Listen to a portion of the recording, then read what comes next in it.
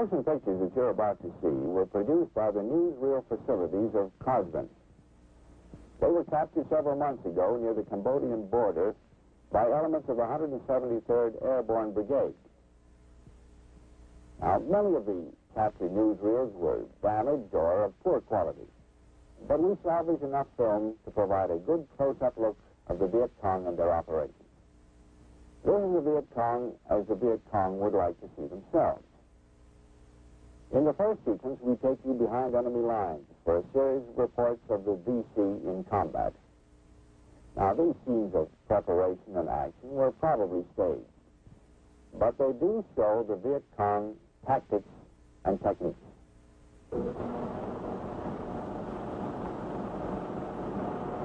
Translated, this title reads, Military Operations by the 9th Viet Cong Main Force Division in retaliation for the bombings of Hanoi and Haiphong.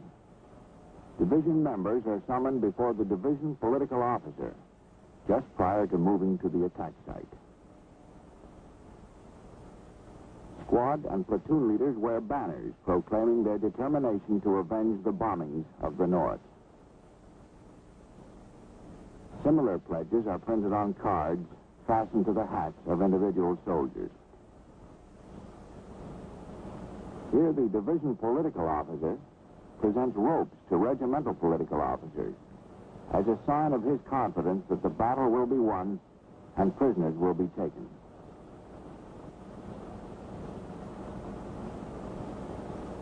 The regimental political officers, in turn, use the ropes to inspire confidence in the soldiers directly under their command.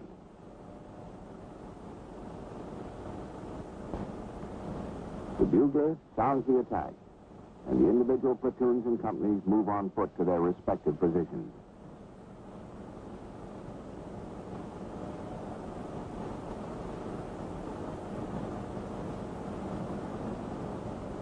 The Viet Cong attack is against an American armored personnel carrier.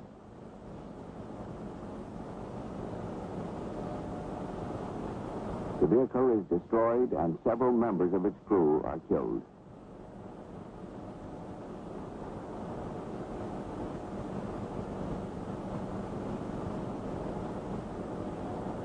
Prisoners captured during the battle are marched barefoot through the jungle.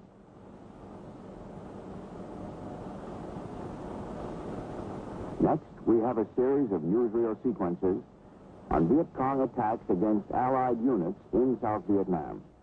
With Tay Min's Black Virgin Mountains in the background, the communist guerrillas make ready. Women and children carry supplies and ammunition to the designated depots.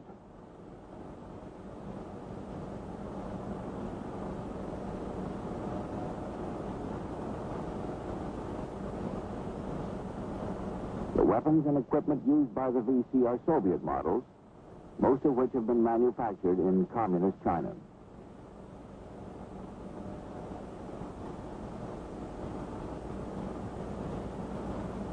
The first attack will be against a South Vietnamese outpost, manned by soldiers of the Civilian Irregular Defense Group, the CIDG.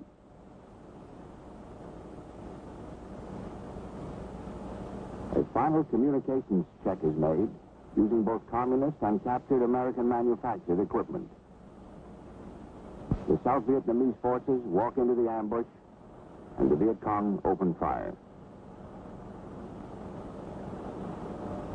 Again, the dead are both South Vietnamese and Americans.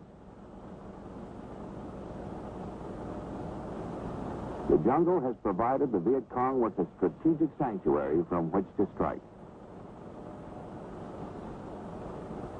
When the battle is ended, no weapons are left behind. Any Viet Cong who brings in an enemy weapon is decorated for his heroic deed. The captured equipment is of great importance to the communists in their guerrilla war. And this fact is emphasized strongly in these propaganda newsreels. When the weapons and ammunition have been returned to the base camp, they're logged in, stockpiled, and checked out for the next communist assault.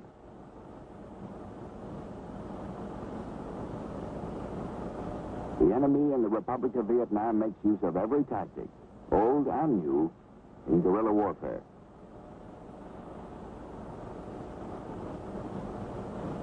In this next sequence, the Viet Cong company commander plots an all-out attack against a small South Vietnamese hamlet.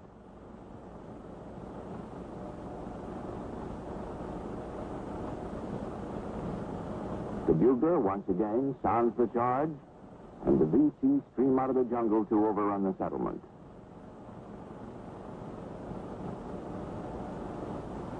The communists have undergone grueling physical training programs to prepare themselves, emotionally and psychologically, for the harsh demands of guerrilla warfare.